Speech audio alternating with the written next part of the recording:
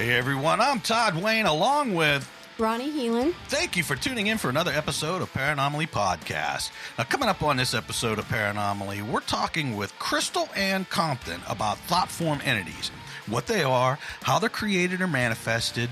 Are thought form entities intelligent? How do you get rid of one? How thought form entities are a nuisance to paranormal investigators, and why it's so important to research the history, the location of a historical, residential, or business location to ensure you're not interacting with a thought form entity, and so much more.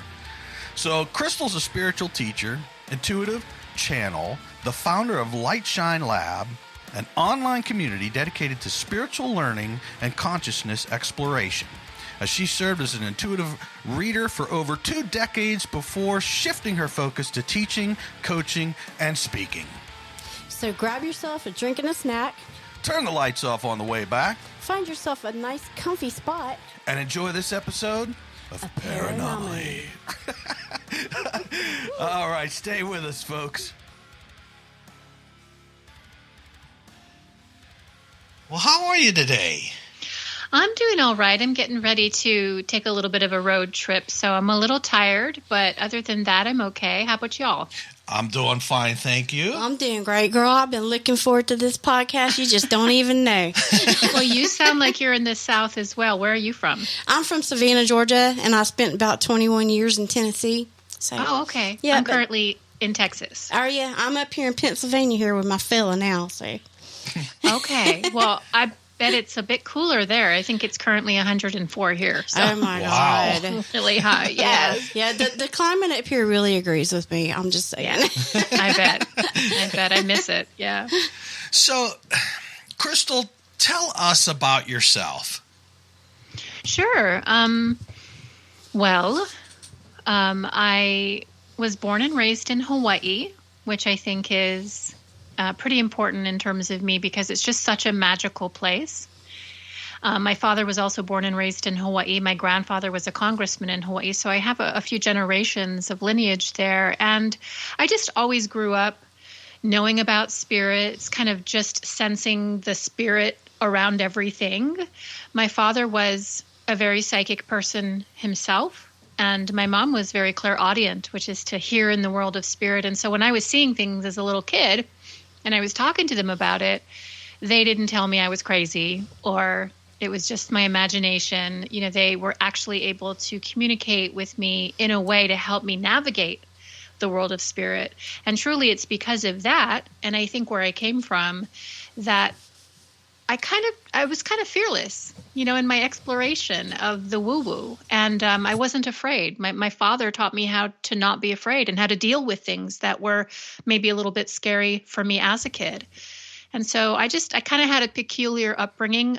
But when I was a teenager, I tripped and fell into fundamentalist Christianity because while my father was a really interesting person, he was also an addict. And which by the way, a lot of psychic people tend to be addicted to substances because they're trying to turn it off, you know? Yes.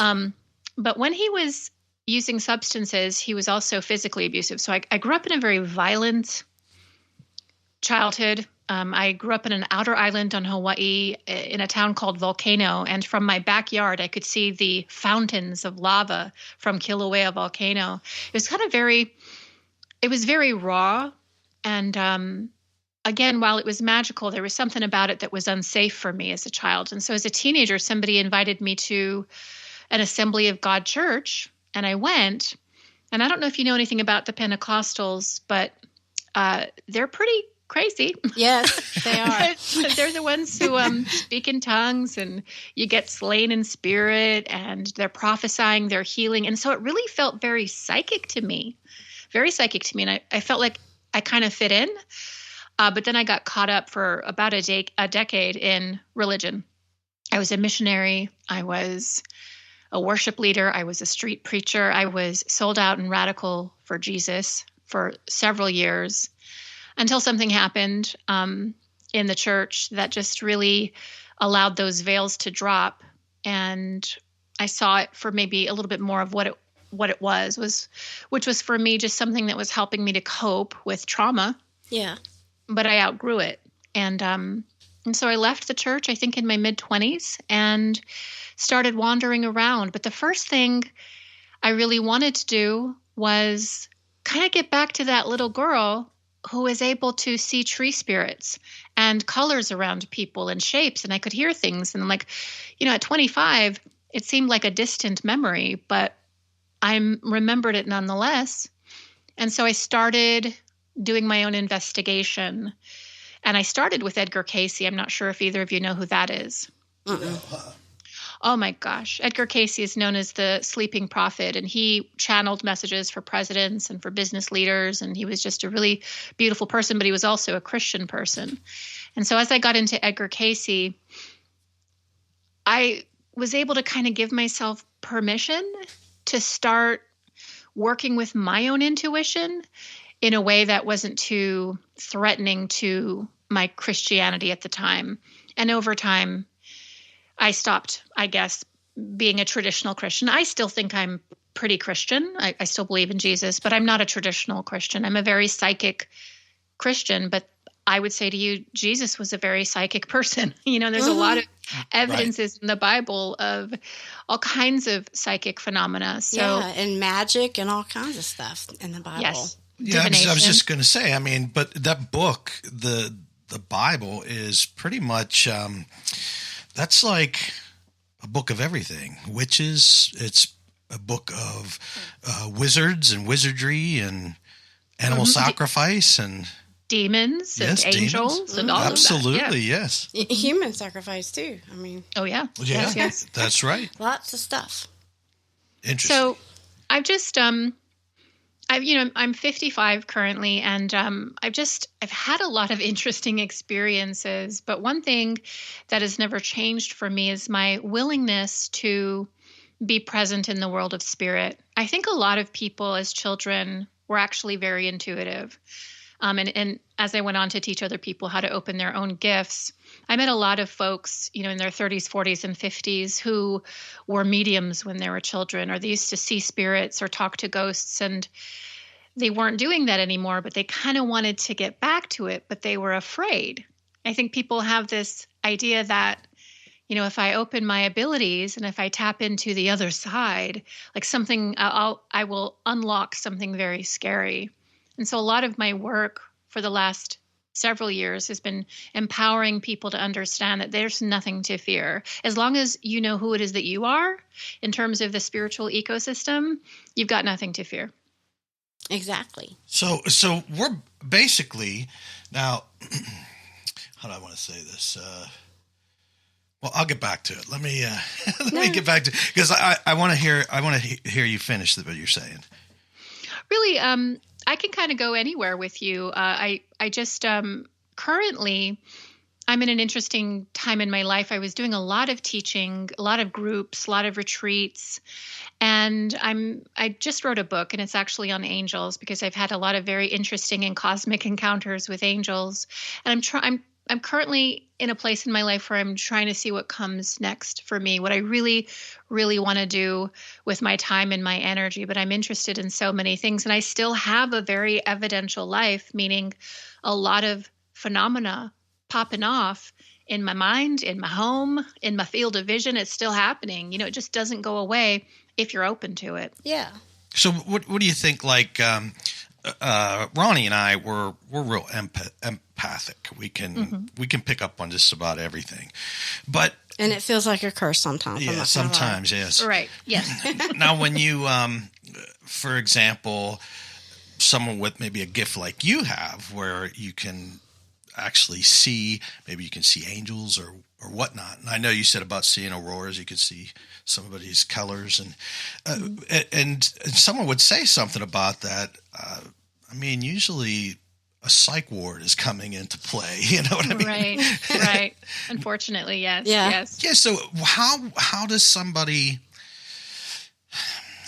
deal with that?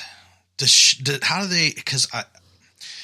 Because of religion, a lot of people don't want to say that they're seeing things, So oh, yeah. what does one do? do they try to forget about it, or? Yeah, I think a lot of people do. I think a lot of people just push it way down and pretend it's not happening, which is cutting off their spiritual ability to sense and get higher intelligence. And I would say to you, like, everybody should want to do that. But there's just that element of fear that I think so many of us have. And part of that is programming, and Yes. literal programming, like the movies that we've watched that, have scared us from talking to the other side, or ghosts and demons and attacks and things of that nature. And those things do happen, by the way, and I have encountered them. But once I figured out, like I said, that I was really the consciousness and control of my own experience and my life. It's like, well, if you don't mind me taking it back to Jesus, actually, Jesus was just the best example of this. When he saw a man riddled with demons, he didn't try to negotiate with them. He wasn't afraid of the demons. No, he said, get out of that man and get into that herd of pigs. And they did. They didn't try to negotiate with Jesus. Instantly, they did. Jesus was somebody who knew his place in the spiritual ecosystem. And that, anytime I've taught anything to anybody, I start there. Until you know who you are and how much power you actually have to control your environment, don't try to open your third eye. Don't try to deepen your empathy. Don't try to work on your psychic abilities, because you have to know who you are in order to have the kind of experiences, let's say, that you want to have. Now, let's say someone's not real spiritual in a sense of Christianity. Maybe they believe in paganism. Sure. So if someone's a pagan, does that change anything for them?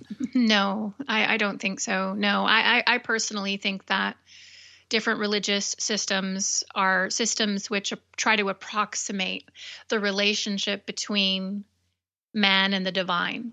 So you have all kinds of different interpretations of what that relationship looks like. And then we have mythology that comes into it. I think pagans are just as in touch with God as Christians are, as Buddhists are, and so on and so forth. That's my personal opinion. Right. And I notice a lot of people get kind of shunned on it because they're like, hey, there's only one God, But the pagans, they go by the old gods too. Mm-hmm. Yes. So that's very The interesting. old gods and the new. Yes. Yes. Because some people they'll be like, hey, Todd, this you can't worship these little idols that you have and burn incense, and I'm like, well, wait a minute.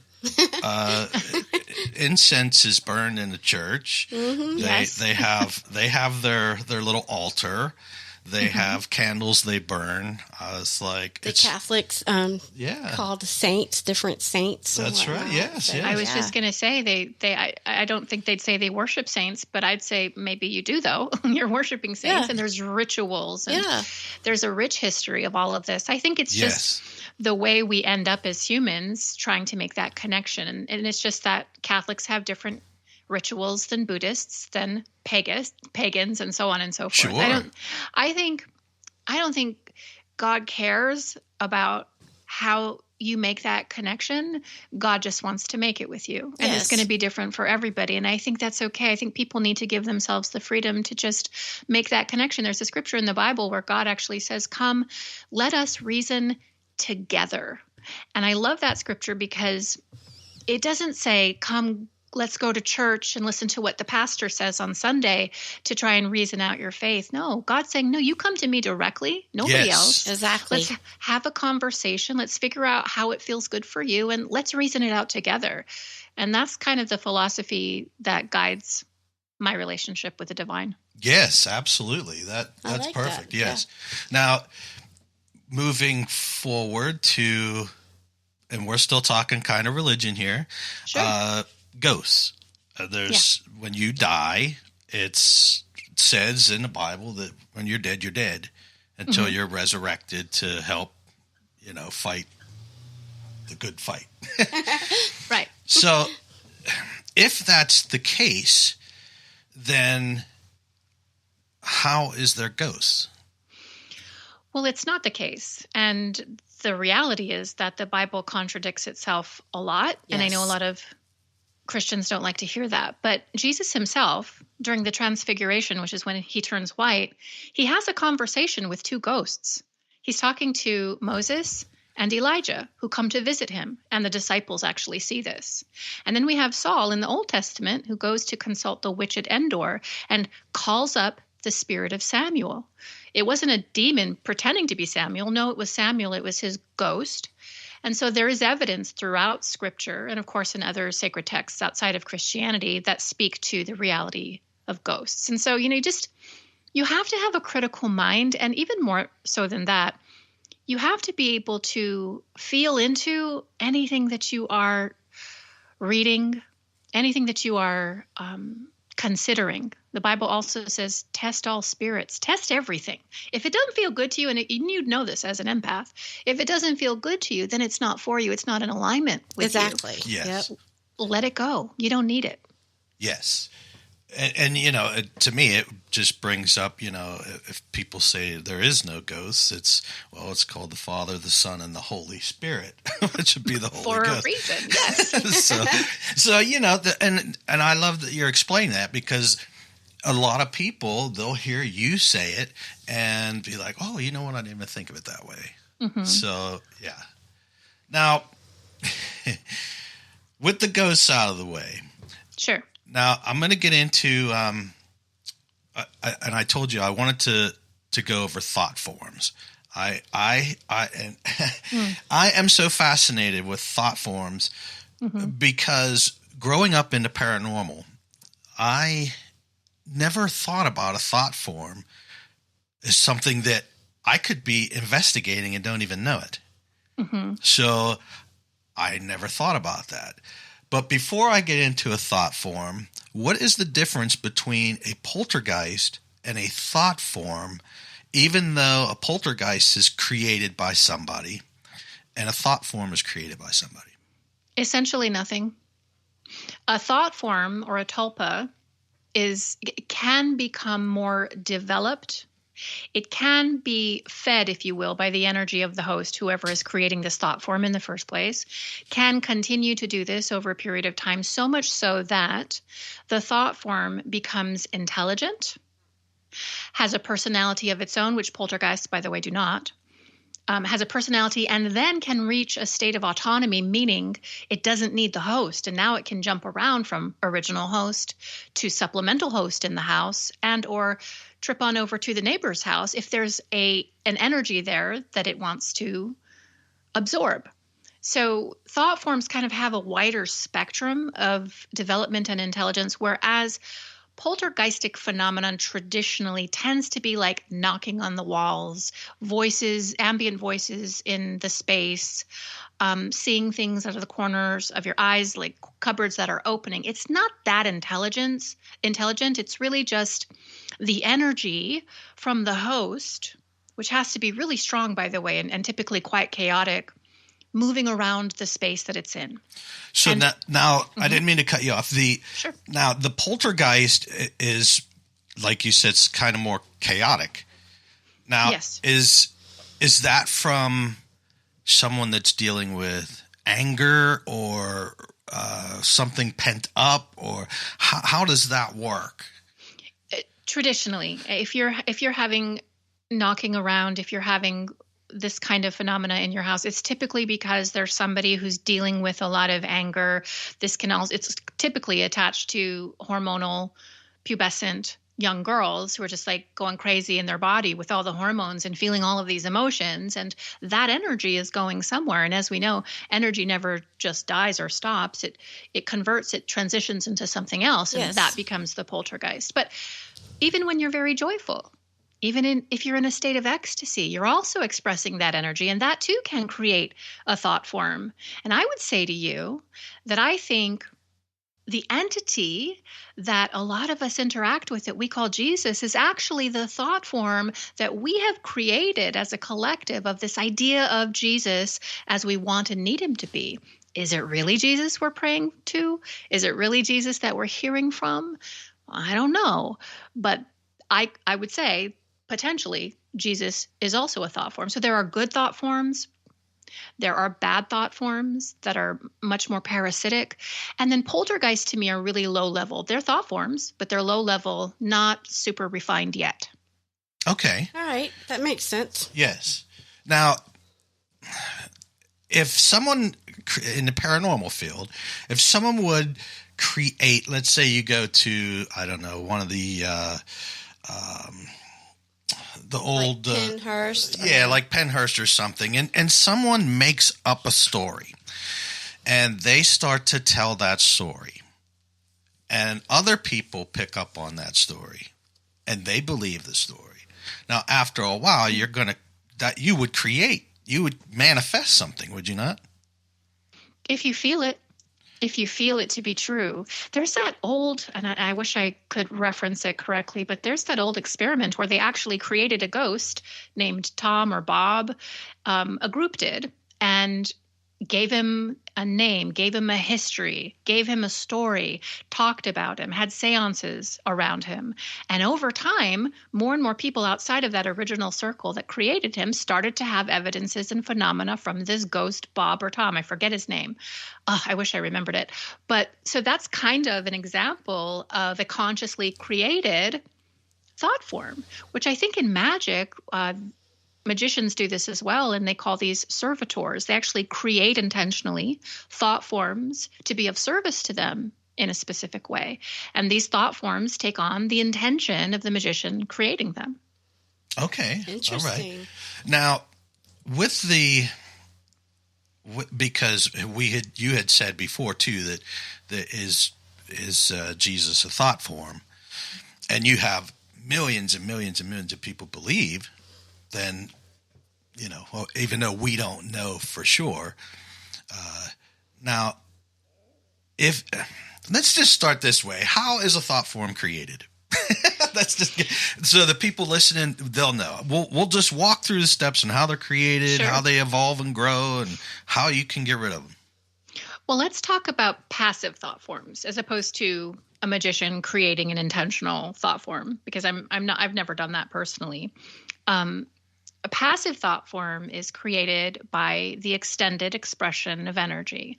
So if you're living with somebody who's in a bad mood 24/7, or who is very depressed and is in that vibration of depression and angst and anxiety all the time, that energy is expressing from that host. And unless the host does something to correct the energy within themselves, for example, go to a doctor, get on some medicine, unless they do something to disrupt that flow, that energy is fed into a pattern. And I actually can see thought forms. I go into different homes and I can see them. They tend to be collected up in the corners around ceilings. They look kind of like Brillo pads to me. It's like this space of gridded, chaotic energy, and the host just continues to stream whatever they've got going on negative into this particular entity. It becomes an entity. It starts as just a pattern of energy. And the pattern of energy gets denser, it gets bigger, it gets stronger. And around this stage in the development, it can start knocking around, depending on how acute the energy is of the host.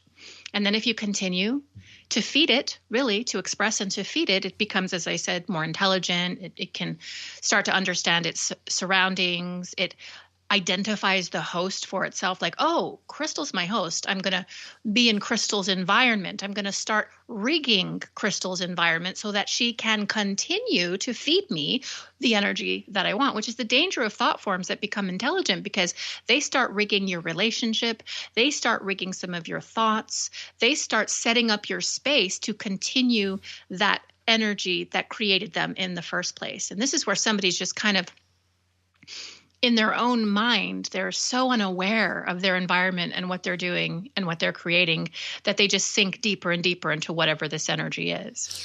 Until somebody comes in and see, I can go in and I can clear them out and I can tell them to get out. But if that host doesn't change their feeling and their vibration, they're just going to create them again. They're going to start small. They're going to get bigger. They're going to get darker. They're going to get intelligent. They're going to get autonomous. So you really have to figure out what's happening with the host before you can actually get rid of the thought form. Yeah, because you would just basically you just keep creating them, right? Yes. And Yes. so if people like, empaths or whatnot live with this person that's doing this and that's creating this, it can affect them Oh, yes. in a very yes. negative way. It can, like physically, emotionally. So, Yes, and yeah. I've talked to a lot of people who are living with very disturbed people and even abusive people. And for whatever reason, they can't get out of the relationship or don't feel that they can. And so they have to, well, I'd say put on the armor of Christ. They would have to do whatever they can energetically to shore up their defenses and take care of themselves. Because if there's a lot of thought forms in the home, it's going to start affecting you as well. And you can be a very high vibration person when you're out at the Starbucks or going to the Safeway, but you come back into the environment and you're met with all of this energy, it will have an impact on you. Yep, it will. We experience that a lot personally. We can be in a great mood and we'll go back to a place where we left. We were living in that and we left. We moved out. But we still have to go back from time to time. And we could be in the best mood ever. And as soon as we get there and walk through the doors, we feel it and it's on and we're at each other's throats. And, it's a terrible thing. I hate it. So, yeah, I wish I tried. I'm pagan. And so I tried so hard to clear that out of that energy. But now I understand because of what you said, that it just recreates itself. It was a constant battle, honestly. Yes. Yeah. It can, if the person isn't ready to stop drinking or being intoxicated or deal with their anger or deal with their depression, like there's really not much you can do except for to protect yourself in any way that you can. And there are things that you can do and you would know this, to help protect yourself and your energy, but it's management. It's not something it's one or done. You got to continue to do that in order to be around somebody who's like this. Yep, exactly. Yes. That's true, because it's like she was just saying, whenever we go even close to the place, we don't even have to go in. We start getting close and we can feel this energy. You feel the energy already. So. And that's because you're walking around in a field. And as a clairvoyant, like if I'm reading people, I can kind of get a sense of the parameters of their field. And some people have really big fields. And as soon as the outskirts of your field approaches like a haunted house with tons of thought forms and different things going on, your field is touching that field. And even though you're not intelligently and thinkingly understanding what's happening, those two energies are communicating with each other. And as an empath, you're starting to feel it as you're just pulling into the driveway. Yep. That communication is already happening. And then once you get into the house, you're probably getting physical types of symptoms, maybe tightness in the chest, or fear, panic, dread. Your throat kind of feels like it's closing. That's all classic thought form and empath stuff. Wow. So now that the thought form has been created and manifested, now it will continue to evolve and to grow. And what does one do to get rid of it? I mean, how like if I was investigating a house and we know the history of the house, but somebody created a story of a person and that person is now in that house, but we don't want that entity there anymore because we need to go back to its original history and respect the ones that are there. And we don't need this thought form here. Yeah. Ones. We don't need the thought form. How do we get rid of something like that? I mean, not me, but I mean, how would one get rid of it? It really depends on what stage of development the thought form is in. So if you've just got some knocking around, and some strange things that are happening in the space, then you've probably got the collection of Brillo pad energy throughout the house. And that can be cleared with sage. That can be cleared with salt. That can be cleared with commanding the thing to go. And I like to use sage. And I'll just tell you what I do, if that's okay. You can do whatever you want to do for like clearing a space. I like sage a lot. Yeah. I'll walk into, but sage is temporary, by the way. It's not permanent. I know. I'll walk into a room and I'll go clockwise around the room and I'll place a pinch of pa'akai, which is just rock salt, in each corner. And as I'm going around, I'm reciting the Lord's Prayer. Because for whatever reason, and irrespective of your religious background, that prayer has been prayed for so many centuries and for millennia even by so many people that it is a very powerful prayer to pray. And as you recite it and hold the intention of clearing it and put down your salt and maybe use your sage, you will start to clear the space very quickly. And if you have tenacious thought forms who don't want to go, then you start speaking to them. And again, this is what Jesus was doing in the Bible, speaking to the demons and speaking to this or that and telling them what he wanted them to do. And so for me, it really depends. Now, if you've got a super developed thought form who is actually presenting as a ghost and a personality, who is autonomous, who likes where it is, then that's a different level. Like if you use sage for an entity like that, what happens is you deanimate it, you slow it way down. But after about 3 to 4 weeks, it starts to animate again if you're using sage, and it will start haunting that space again. And so you'll have to use your sage again, and you'll have to cast it out again. It's a little harder with those types of entities. What is now I hear like sometimes sage can make things worse.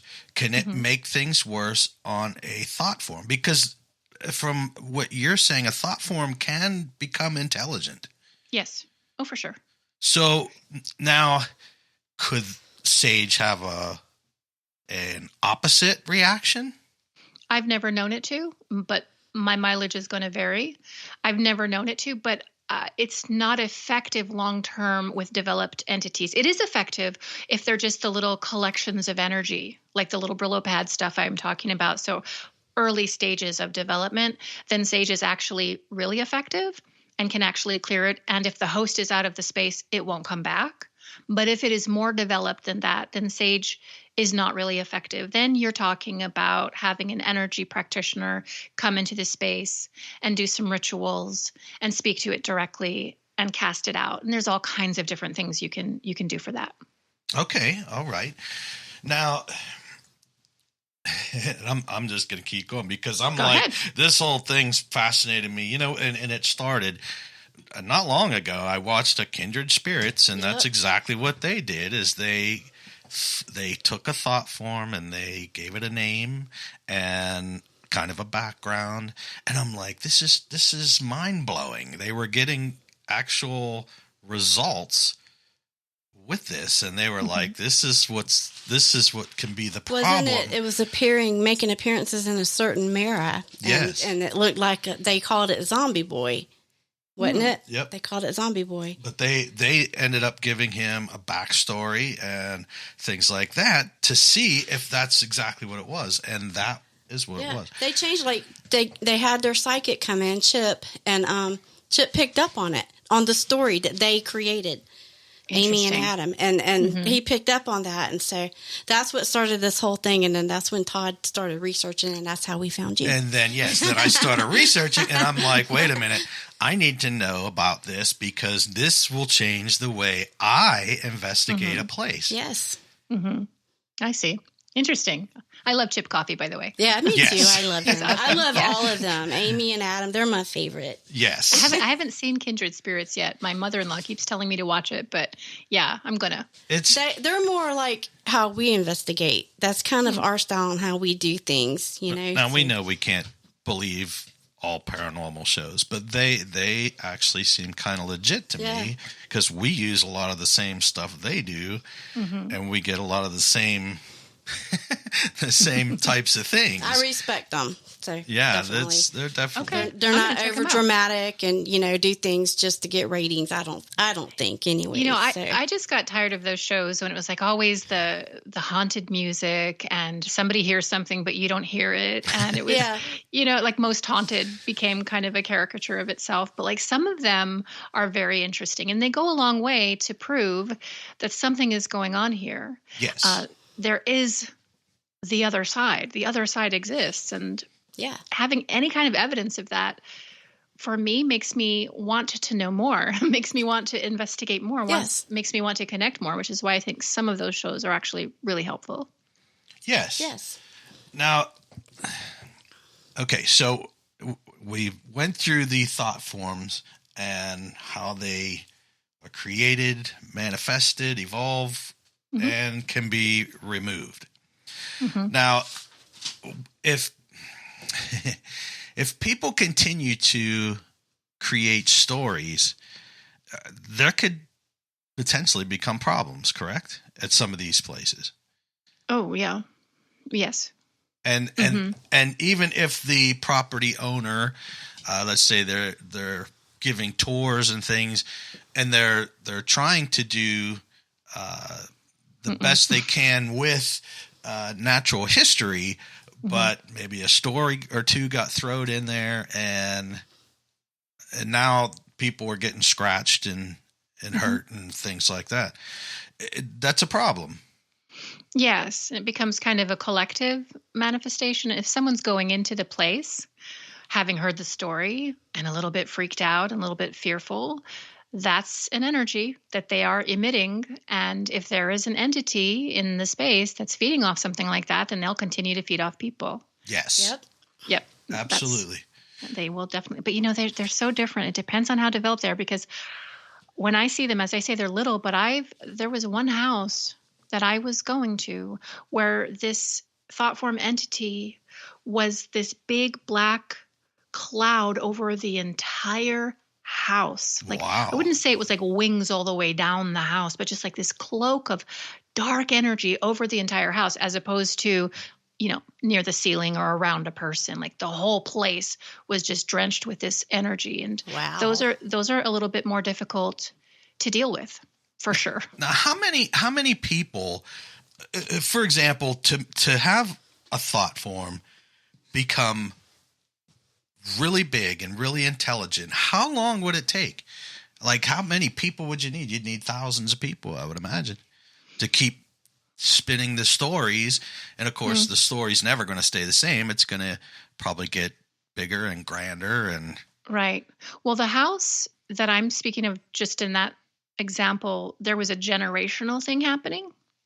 There was a pattern of behavior that was showing up across generations. And so it was very big by the time that we got to it.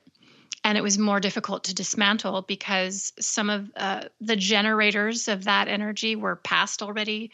And there were others still alive, still generating it. So that was a difficult thing. So that was many, many years that it took to develop. The Bible, Jesus talks about this a little bit too, the familiar spirit or the family spirit, a spirit or an entity that's passed on along the genealogical lines from one person in the family to the next.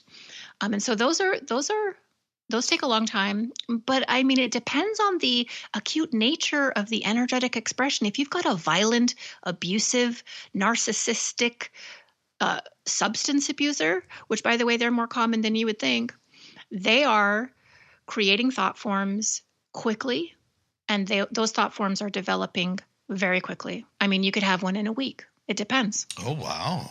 Mm-hmm. So that could happen in a relationship then. If someone's having a relationship with a narcissistic person and he's telling her, or he or she is telling the other person that you have this or you have that or you are this or you are that, they're going to create that in that person until that person believes it.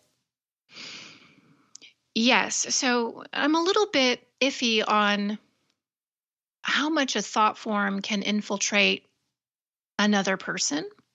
If the person, like you said, you used a great word, agrees, right? And which is to say, I will believe. Yeah. If the person agrees with and therefore connects their energy, in Hawaii we call these aka cords, you connect your energy to the person that's creating the thought form, then there is a channel by which that thought form can begin to infiltrate you, your feelings, your emotions, your thoughts even. But if you don't, if you remain sovereign in your own way, then it's a lot more difficult for those things to affect you, which is why it's possible to live with somebody who's a narc or who's, a substance abuser and stay protected. But it's difficult to do. Yeah. Well, is an intention the same as a thought form? No, An intention is the precursor to a thought form. So if let's say I have an intention for somebody and it's to cause harm to somebody, even though I would never do that, but I want to cause harm to somebody. I want their life to go in the drain. Now, but I'm thinking it. So wouldn't that thought form manifest to that, I guess? Yeah. Yes. How intensely are you thinking it? Are you maybe creating a sigil as you're thinking it? Are you staring into a candle as you're thinking it? Like, how intense is the expression of that energy? Or is it just a thought that has a little more heft and weight, your intention? It really does depend the vibration that you bring to it. But yes, something happens. Like an intention has more energy than a thought. An intention, the way I see it is like when you blow a dandelion and, all those little pieces of the plant kind of float into the air and then they dissipate and they go away. Kind of like that. It's created in the energetic or in the ether, but then it dissipates and goes away. But if you are doing a ritual and if you come back to that ritual, or if you are expressing that energy in a maintained or consistent way, then that energetic pattern becomes more solid, if you will. It becomes more defined, becomes more developed. And that's the beginning. That's the intention becoming something a little bit more than itself. Does that make sense? Yes. And that's, because I was thinking like voodoo and hoodoo, it's somebody, if they wanted to hurt you and walked up to you and they said their intention to you and then walked away, what do we have to worry about? You know what I mean? I don't know. I mean, that's why I'm asking. Do you have to worry about anything? If you're, it depends on how open you are to the suggestion. Right? I got you. So I receive whatever this person says to me, and they've probably conducted some kind of a ritual before they say anything to me, if it's something like voodoo. And if I'm open to being terrorized by whatever they said to me, then now I'm co-creating that curse in my own life. Yes. Now, if I didn't, if I stood in my own sovereignty, right, which is what I'm all about, is my dominion of who it is that I am. And if I cast that aside and don't onboard that into my own energy, then it does not have an effect on me. Right. Exactly. Yes. So the intention, if I say, man, I'm going to have a good day today, that intention is different than an intention for harming someone, right? Yes. Most definitely. Yes. Yeah. Okay. I just want to make sure because I don't want people to get confused.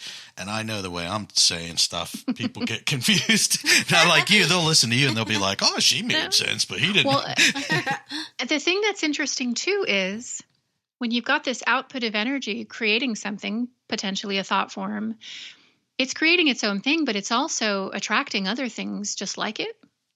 So you can create a thought form, which is very negative and becomes developed. And now all of a sudden you've got other entities, maybe they're thought forms, maybe they're ghosts, maybe who knows what they are, but that are of a similar vibration. They're a match to that, which are now attracted into your space, which is why sometimes you'll walk into a place and there's all kinds of ghosts and personalities there. And it doesn't necessarily make sense. Maybe this one is from the 1700s. This one's from the 1900s. Why are they hanging out in this house together? That's why. Their frequency is a match. Yeah. And so our thought forms, they're not all bad. Like somebody can create a nice one, a good one. Yes, but I would so much caution. There's the story of this lady around the turn of the century, the last century, who went to Tibet and consulted monks and wanted to create a tulpa. And she didn't know how. And so she went directly to the source and they told her, you don't want to do that. You just don't want to do it. And she's like, I really do. Please teach me how. And so they ultimately taught her how to do it. And she set about creating a tulpa, which I would call probably more of a servitor, an entity specifically created to be connected to her for a purpose. And she put so much energy and intention into the creation of this entity that after some time, as she traveled around Tibet, people would actually see her and the entity next to her, which was an old kind of Asian man. And so they would be able to see the entity as if the entity were human. And for a time, it was really great. And she really enjoyed the relationship with this entity. But the monks had warned her, the more you are connected to and hang out with this entity, the more it's likely that it will start to turn. And it did. And the entity became negative, and the entity became self-serving, because again, there's that point where they become autonomous. Yes. And now they're looking for, if you will, fuel sources to continue their existence. And so she had to go back to the monks, as they knew she would, and say, okay, how do you uncreate this entity? But by the time they're that developed, it's a bit more difficult. It can be done, but it's more difficult. Yeah, interesting. Yeah, that is interesting. Now, so the thought, she had not thought form, but she had intentions going into the thought Yes. that created that. So I understand that the thought form is a little different. But you have to have both, because you need the intent. No, you can be passive. You can just be an abusive narc. Okay, so And that would be just anger and frustration. Yeah, you can just have chaotic energies in your life. And believe me, those energies are doing something. They're going somewhere. They're creating something. Yep.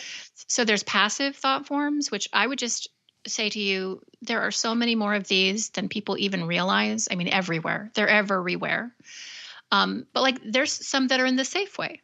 But then after that guy leaves, then that they start to dissipate, because they haven't developed enough to autonomy. So they start to dissipate and they start to go away. But they're everywhere. People are always creating something. Okay. All right. That makes sense. It does make sense. Versus intentional. I'm going to go into a ritual. I'm going to create this idea of an entity that's going to find me money in my life or find me opportunities. That's all they're going to do. They're going to serve me in this way. And the servitor is going to look like this, and the servitor is going to sound like this. And anytime the servitor is in my space, I'm going to smell this. And then you create an elaborate ritual around this, and you create it and summon it. Over time, you will summon an entity that is there to do your bidding, but you got to be really careful about that. Yeah, that sounds scary, actually. That does sound scary. People do this, and the magicians do that. And as long as the magician knows what he or she is doing and can control it and has the power to do that, then more power to them. But most people should never do that, or not even try. Right. Yes. No. If anyone's listening to this, do not do that. Do not do that. Don't try this at home. Yes. You have to call somebody like us to come into your house and bring our sage with us and our salt. Exactly. Yes. Yes. So now is there any positive thought forms? I mean, can there be something positive about it? I mean, it sounds to me like a thought form. Basically, you can start it out as something like a child, and that child has manifested, and that's what we're hearing is little Johnny in this room, and then it could turn dangerous. It could. I would say, yes, I believe there are positive thought forms. My example of Jesus would be one. There was the historical man Jesus, probably. I mean, I wasn't there. There's probably the historical man Jesus, and all of the things that he taught, which have their own energy, by the way. And then there are the countless, innumerable people who worshiped Jesus, the idea of Jesus, the icon of Jesus, prayed to Jesus, sent energy to Jesus. And that's all creating this thought form that we're talking about.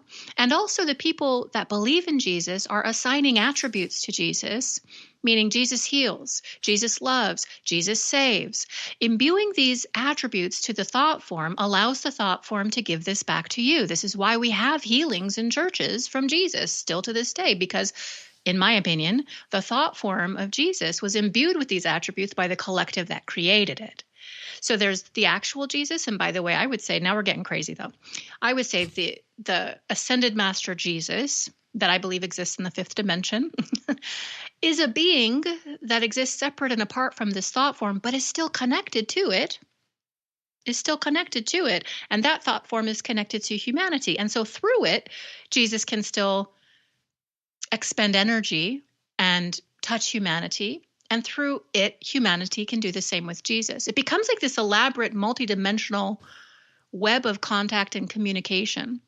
So for me, the way I perceive that, it is a good thing But there's a aspect to it that can also be bad with religion, and some of the people who are maybe a little bit more fundamentalist about their religion and attribute judgment and demagoguery and dogmatism to this idea of Jesus. There's a thought form for that too. And we take from that thought form the attributes that feed it. I call that Southern Baptist. What did you say? I call that Southern Baptist. Right. Exactly. That's what I grew up in. So, yeah. That's the Christianity that I just don't associate with whatsoever. Yeah. Same. Yeah. And that's no disrespect to anybody out there. Yeah, of course not. No. That's just my personal. I have my reasons. Absolutely. I feel the same way. And I feel like everybody can be wherever they are on the path to their own enlightenment, and they can connect with worship, participate in rituals, whatever feels good for them to make that connection. I'm all for it, and I have no judgment around any of it. Absolutely. And I kind of think that God and Jesus would be, open-minded and down to earth and know that people ain't perfect and they're going to do what they got to do. But yet if they make the mistake, they're going to ask for forgiveness.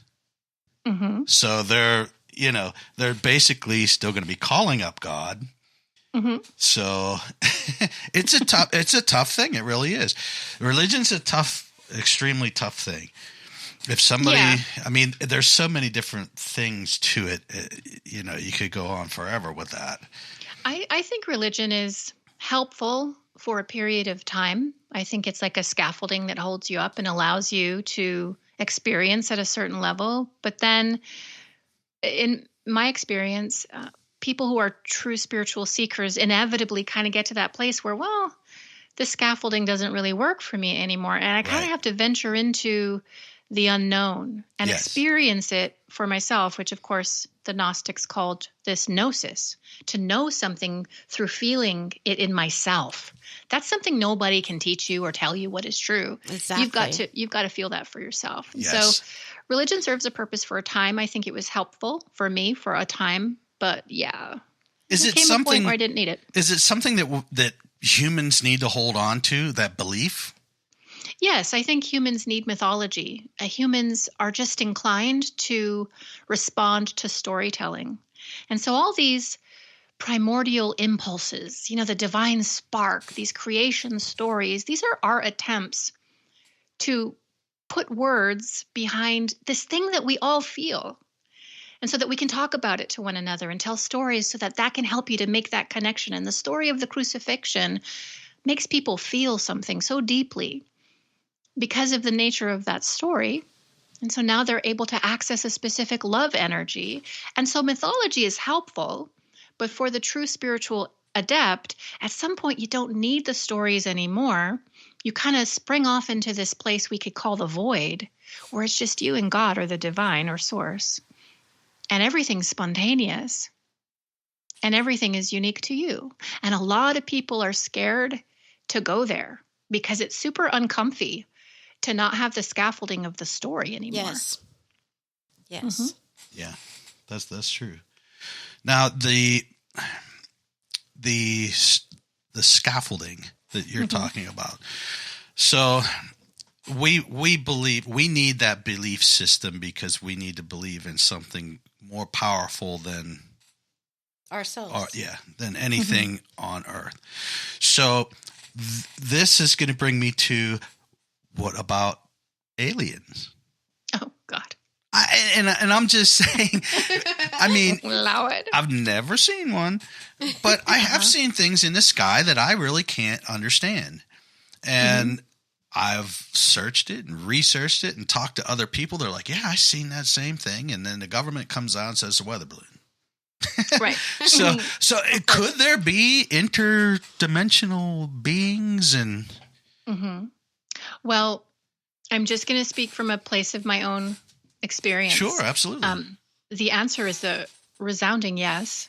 I have had experiences with beings I would call interdimensional, I wouldn't say they were physical, meaning they flew in on a physical craft, but they entered into my dimensional reality and they're able to exit it as well. Oh. And it's based on my vibration and it's based on your vibration, because once we kind of raise our vibration sufficiently enough, we attract, I'm going to try and keep this grounded.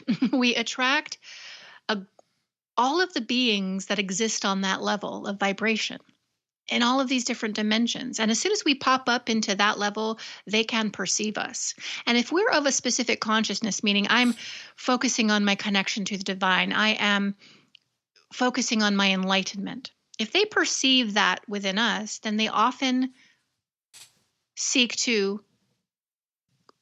come into our experience and get to know us a little bit. And this is how people start to spontaneously channel. This is how one day people don't see anything. The next day they're seeing orbs, or they're getting dream visitations or actual visitations in their room. Many years ago, it was weird because what led up to this was I would be lying in bed at night, night after night after night, and I would be feeling these rushes of energy up and down my body. And they were so strong that they would snatch my breath away. I would be like, gasping for air. And I went to the doctor, like, let's check my heart. Let's check and see what's going on here. And I was perfectly healthy. And this went on for a couple of weeks. And then one night I was feeling this energy. My husband's sleeping. And I roll over on my bed. And there on the side of my bed are three beings about, I don't know, maybe 3.5 or 4 feet tall. They're wearing dark cloaks. I don't see their full faces. I see the illumination of their faces, and it's this like blue, glassy light, as if they were lit up from the inside. It was a very interesting light, but they had extended over me their, what we could call arms, although they kind of look like sticks. Mm-hmm. And they were running their arms up and down my body, and wherever their arms went, that strong energy was as well. And I wasn't afraid. I felt a really good, peaceful frequency from them. And I had had enough encounters. I don't scare easily. And so I just asked them telepathically, what are you doing? Yeah. And excuse me. Hello. Like, what's happening here? And I received the message, attunements. Now, I had never heard that word before. And I thought this was the first time anybody heard that word. And of course, I've gone on to realize many people have heard that and written about that and have churches around this. But this is the first time I ever heard that. But what they were doing was adjusting the energy of me so that I would become a better match for the information they wanted to share with me. Ooh, and I went on from there to channel a bunch of different things about chakras and all this stuff. Yeah. But they were right there in my room. I was wide awake because I was unable to sleep. And I think if my feeling about it is that they were Arcturian, which is a kind of entity that Edgar Cayce talked about as well. But yeah, I believe there are all kinds of interdimensional, multidimensional beings on the planet right now, specifically because we are at such a crossroads in Earth's history. And I will say that so that everybody hears that. Like, we are right there, and we're either going to go on the path of consciousness expansion, or we're going to go down a dystopian sort of an AI tract, which is not going to be good for anybody. And so Spirit is looking for people who are at that level of vibration and consciousness to impart information and energy in order to help with the shift that's happening right now on the planet. And so that's why I think I was visited, and I know many, many people who are being visited right now. So that was that a message to you then? Yes. Oh, you mean the crossroads? No, when these beings came to you, mm-hmm. and they were giving you this information, was that like a message that you should be utilizing your gifts? Your gifts, yes. That encounter was more like a spiritual chiropractic adjustment, getting me aligned enough to even receive it in the first place. Yes. Okay. That's what it sounds because like, yes. People who are not a match for it will very easily short out if they received like a big dispensation of that energy. But the message did come after that because they were doing that on me for weeks. And so after that was all done, that's when I started to do some channeling. And the messages came through. Yeah. Which I know sounds crazy. I mean, I get it. No, You know no, it doesn't. It doesn't. I think it sounds beautiful and magical. Like, I want some of that. So, Yeah. I'm just saying.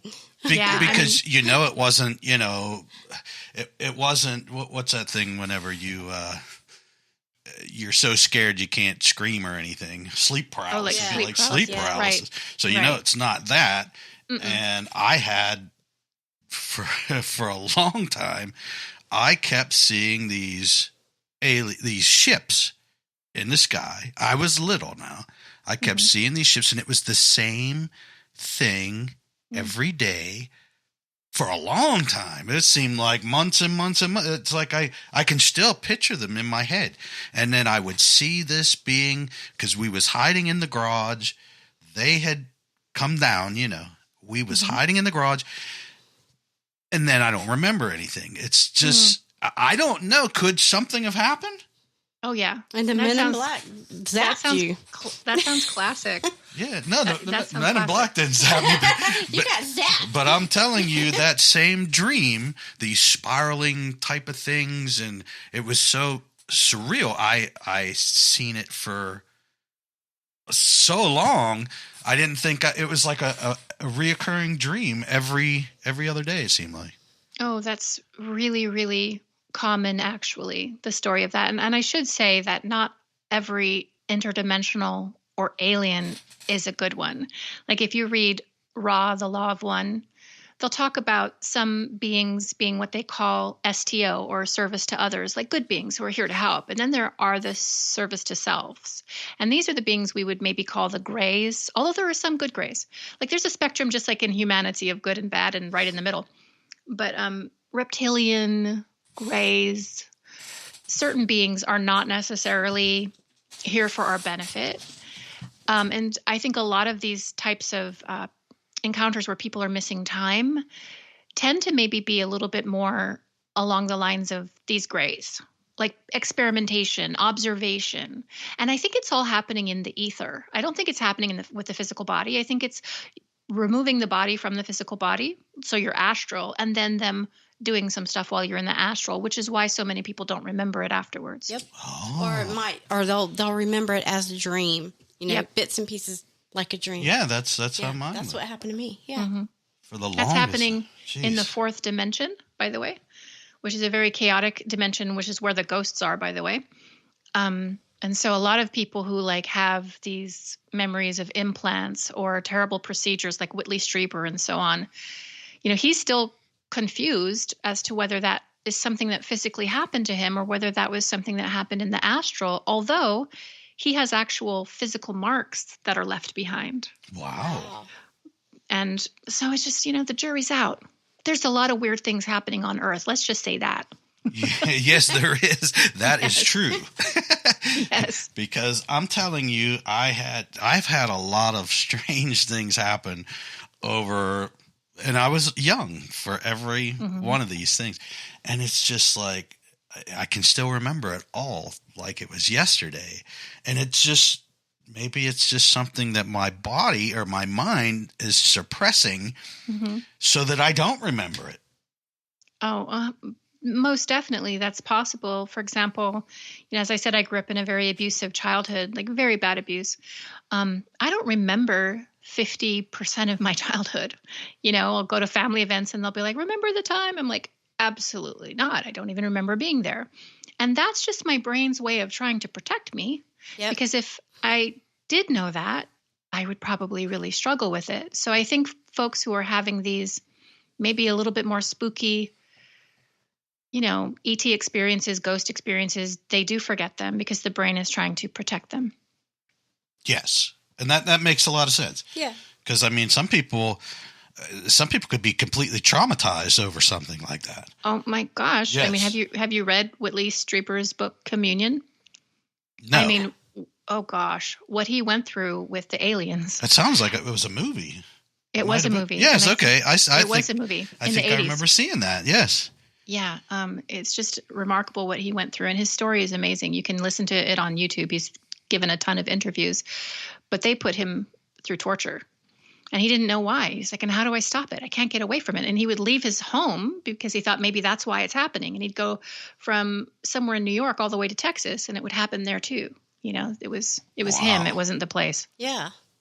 Wow. That's interesting.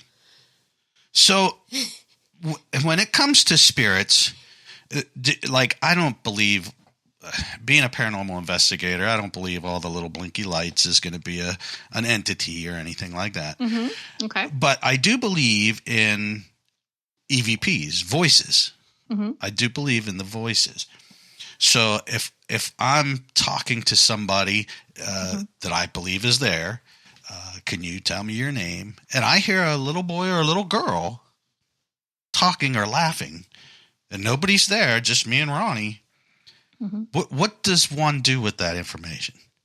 So, like, if it's somebody like me, I already know that, hey, I'm not going to say this is 100% positive proof that was a ghost, but it's pretty compelling that it could be.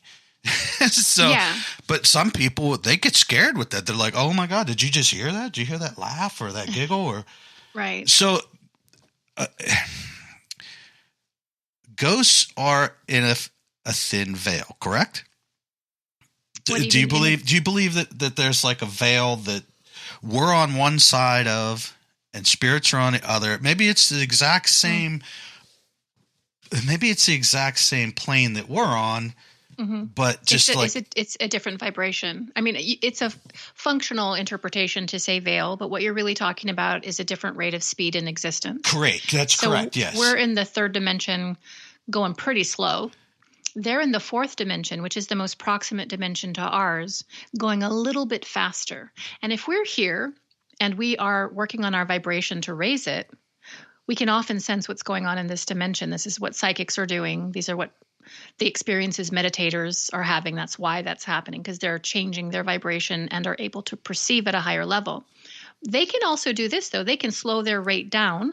Ghosts can slow their rate down to become an apparition or give some kind of an evidence in our 3D reality. So when you're hearing a voice and it's responding intelligently to a question, as opposed to just hearing laughing or ambient voices. Sure. If they're responding intelligently, I would say you're probably dealing with a person who was formerly human and is now dead, so a ghost. But you could also be experiencing a recording, right? So I'm sure you're familiar with the idea that some of these ghosts that are knocking around are actually just residual energy left behind as a result of a trauma. So they're not actually embodied souls. And then there's kind of the inter-between, which might blow your mind a little bit, where upon passing, the spirit maybe died in a really traumatic way, was feeling a lot of energy.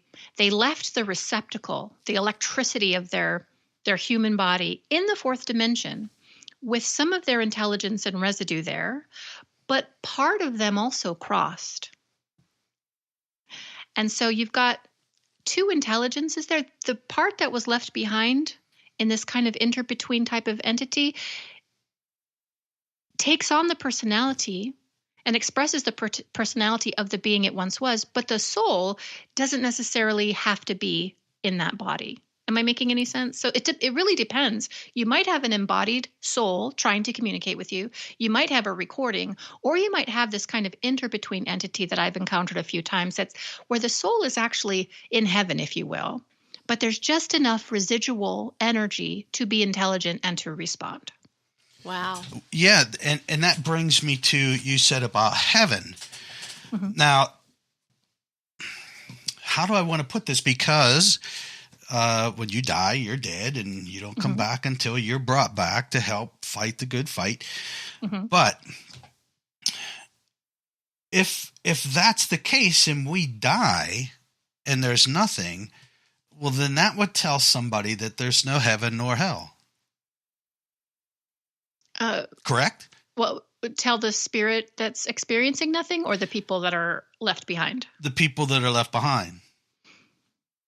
Because now, if there's no heaven and hell, my thought would be, okay, well, why didn't they cross over to go to heaven? Why are they still here on, trying to communicate? You see what I'm saying?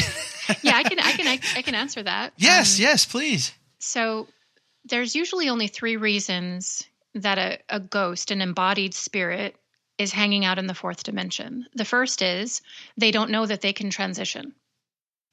And they're very attracted to the familiarity of Earth and their family and what they know. And so they want to stay close to that because they don't understand what's happening and that they can transition. Normally, spirit sends folks like ancestors or whatever, you can say angels, whatever you want to believe. They send people, helpers, to go and get that soul and help them to transition. But that doesn't always work because the person is in a state of confusion or maybe even unbelief. The second type of ghost you have is the one that's too afraid to cross. These are people who probably were indoctrinated into a religion, so they have fear around, well, if I cross, though, am I going to be judged? Am I going to go to hell? Yeah. What about that thing I did when I was in my 20s? I don't want to deal with that. And so they put off transitioning because they're afraid of what's on the other side. And then there's the third part, which I actually think this type of ghost is the type of ghost we predominantly encounter, which is the more malicious type of entity who has an affinity for the more baser energies of Earth, drugs, sex, and rock and roll, and wasn't a nice person in life and isn't a nice person in death. It's not like we change and become angels once we die. We're the same person, but we're just in a different form. Yeah. And so they either want to stay around the Earth and they want to get themselves into a little bit of chicanery, or they just don't want to cross because they know that they're going to have to be processed, which everybody is, and they're going to have to face what they have done.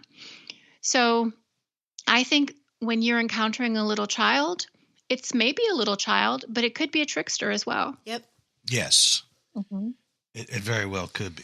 And that's where your empathy is important, because if you can clear your energy and get really neutral, you can tell what kind of entity you're dealing with. Because the first one, which is the child who doesn't know that they need to cross, feels very different in your energy than the malicious trickster does.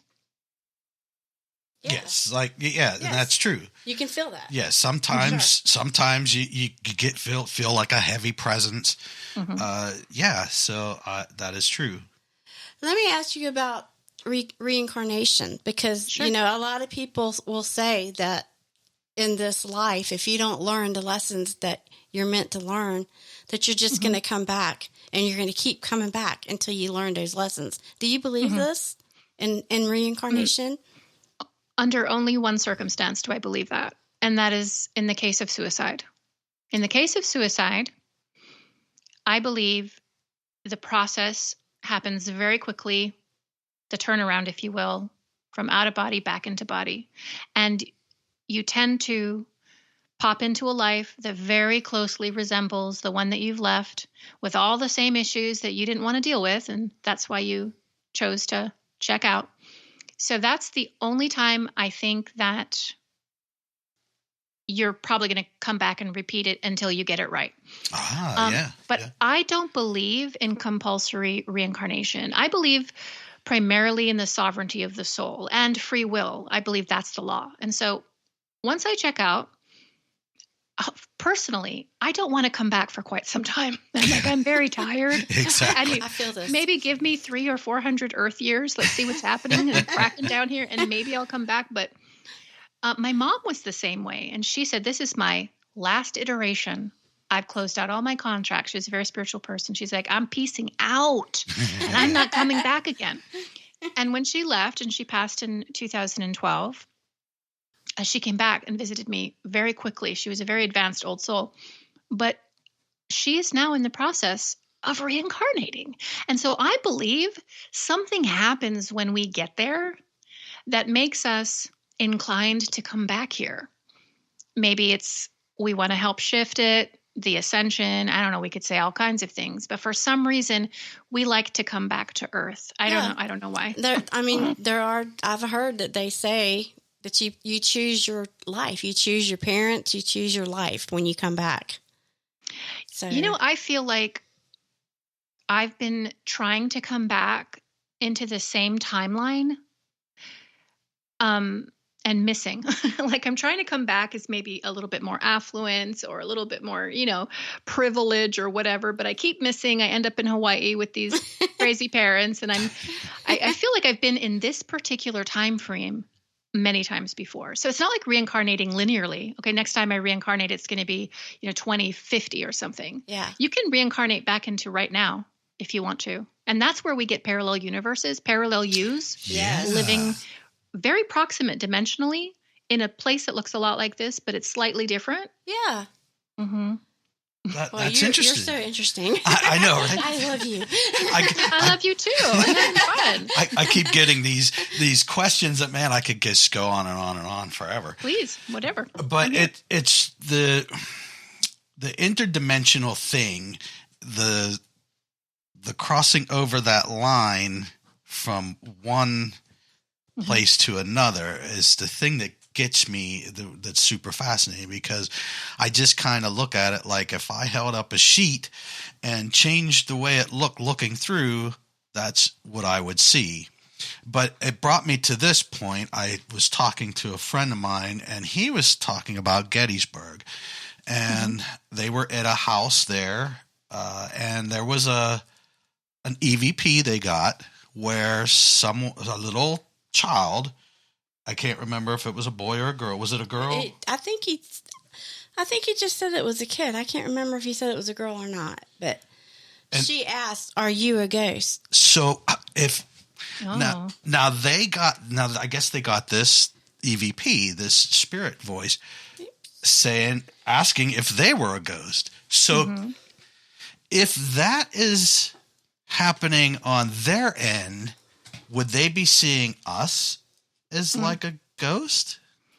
I think that they can, if they modify their vibration enough to match the third dimension, just because we're multidimensional right now. It's not like we're just in 3D.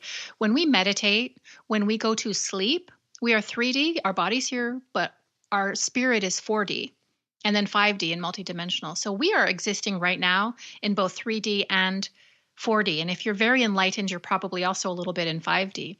And so it really depends on the vibration and the vantage point of the spirit that's in 4D.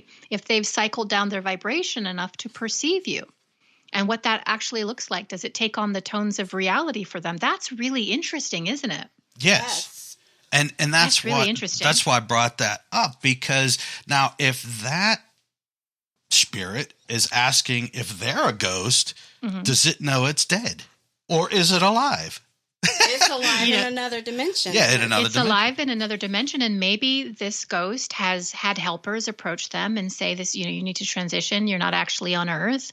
These people are, actually in another place. They're ghosts to you, and maybe they don't believe it and they haven't transitioned yet. You just really don't know why there's a state of confusion for the spirit, but it could be any old thing, really. Yeah. Wow. That's interesting. That's mind-blowing. I want to ask you a question about... Sure. You talk a lot about raising your frequency, and and when that happens, you can become enlightened, and these beings will come and visit and whatnot. So, I've been through some things that you've been through, and I've had people that I looked up to in the spiritual world lead me. They guided me to YouTube, where there's all these different frequencies that you can listen to, different tones and whatnot. And does that help? Do you believe in that? Because I know that when I did it, they said sit in it for 15 or 20 minutes and just stop your mind, just turn off everything and just listen to that for this long. And I did it over and over and over again until I actually started feeling better. It helped me get over breakups. It helped me get over illnesses. So I really believe in that. So I'm wondering, is that a good way to really raise your frequency to be able to evolve? Yes, most definitely. sound frequencies. Maybe you were listening to the solfeggio frequencies, but there are different frequencies that you can listen to. And if you immerse yourself in it, meaning you're listening to it, but you're also in a meditative space and you're kind of connecting with the music or the frequencies in a co-creative way, then you're allowing the sound frequencies, which are higher than your dense physical body, into your energy and body. And that higher, stronger frequency will start making changes to your physical structure. Yes. And so you can use sound healing for like physical healing. You can use sound and frequencies and tuning forks and crystal bowls and gong baths just to dislodge. Oh, yeah. Patterns and all kinds, clean your aura. Yes. I think it's very, very effective. Yeah, like the singing bowls. Yes, yeah. I've got 1 million of them. I love them. I want one. It's on my wish list on Amazon, honey. Well, okay then. I'm not going to argue with that one. But all right, yes, I could just go on forever, but I'm not going to hold you up any longer. And I'll tell you, having you on was so fantastic. I learned so much, and I could continue. I know, we could go on and on all night. Yes. Well, listen, I will come back anytime if you ever just want to drill down into a subject or two, like, I don't know, angels or whatever. Yes. Like, I would love to come back and keep talking to you guys. It's a lot of fun. Yeah. Yes, for sure. Well, thank you so much, Crystal. Crystal, let me ask you this before I go. What's your future like? Like, what do you see for yourself coming up? I mean, I know that's tough. But I mean, you have to have some kind of a plan. And I know that you want to help people. And I'm just curious on where do you think you're going to take yourself? That's such a timely question because, I spent a lot of years building up community, building up people. I considered it to be a ministry of mine. And it got to the place where, and I'm just being very real and honest with you, but it got to the place where it became more about managing people and personalities and less about doing what I really love to do, which is to just teach and to inspire and to just be in the flow of whatever is coming through for me. So I actually stepped away from everything I built probably a year ago. And I've been in a season of just waiting. I've finished my book on angels, which I'm presently in the process of submitting to some publishers. Oh, nice. If they publish it, that's great. I mean, I'm just like, have you ever been in a place in your life where it's like, I don't really know, but I do know that I'm willing and I'm open. And if I get called, then I'll answer. But right now, I don't know. I don't know. Yeah. And I'm okay with that, actually. Yeah. Yeah. Nothing wrong with that. I'm kind of in that same place, actually. So, yeah. Just wait and see what happens. People want to like always be doing something, always be saying something. Yeah, you feel like you have to. Society makes you feel like you have to always be doing something. Yes. But it's not until you slow down that you can actually empathically pick up on what's being offered in the world of spirit. So that's where I am. Exactly. Yeah, and it's not worth, like, I try to tell everybody, look, you got to live your life now. You only get one. And if you're going to use it, working 24/7 for some company and not be able to spend the money, you're going to kill yourself early. 100%. Yeah. Yep. Yes. So. But anyway, Crystal, thank you so much. Where can our listeners find you?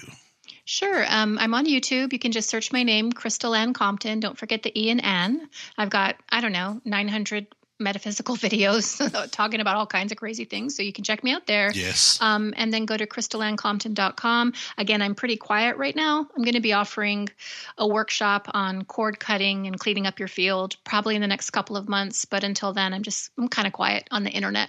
Nice. Cool. Well, thank you so much for coming on our small podcast here.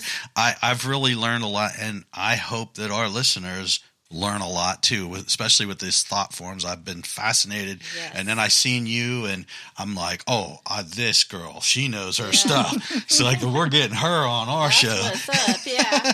Oh my gosh. Thank you so much for having me. You two are delightful. And it's just nice to be able to talk about all these weird, wild, woo-woo things with people who get it. Yes, Not everybody gets it. Exactly. This has been one of my favorite podcasts for sure. Awesome. Yes. Thank you. Oh my gosh. All right. Well, thank you so much, Crystal. And I wish you the best in everything that you do. And I hope you have a wonderful evening. Thank you. Good night. Bye-bye now.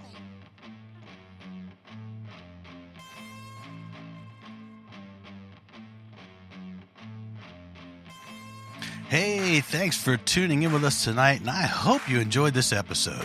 Please make sure to like, subscribe, and follow to receive notifications when new content from Paranomaly Podcast is made available. If you believe you have something paranormal happening in your home or business, or you believe you may have witnessed a UFO or UAP, please send us your story, your photos, videos, questions, suggestions, and your comments to paranormalypodcast@gmail.com. You can also visit us at www.paranormalypodcast.com for more content and information, including all our social links. Hey, thanks again for watching and listening, and I hope that you tune in for next week's episode of Paranomaly.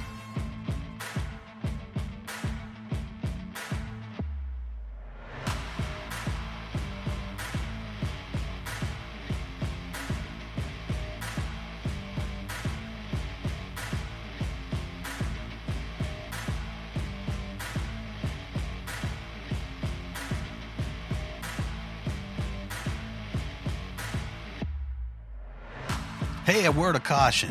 Paranormally Podcast and its affiliates or hosts do not verify or check the validity of any person, team, or its members.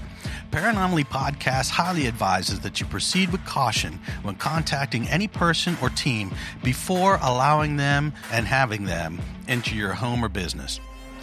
A legit paranormal research and investigation team will never charge you a fee to investigate your home or business. They do, however, accept donations to help further the research and investigations if you so choose to do so. All right, thanks everybody.